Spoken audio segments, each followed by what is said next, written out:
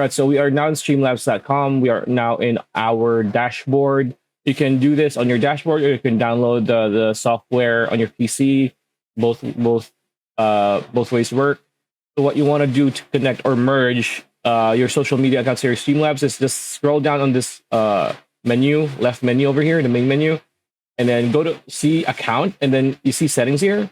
So manage your, if I hover my cursor, manage your account settings. So click on that, and you're gonna see here, you now have the ability to merge multiple platforms with your Streamlabs account, connect platforms below, then change between views from the platform drop down in the top navigation. So as you can see here, we are now we are already connected to Twitch. So if you're not connected, just click on merge and it's going to be connected. So yeah, that's pretty much it. That's a video. Hope you liked it. Like, comment, share, subscribe, ring that bell icon. We'll see you on the next one.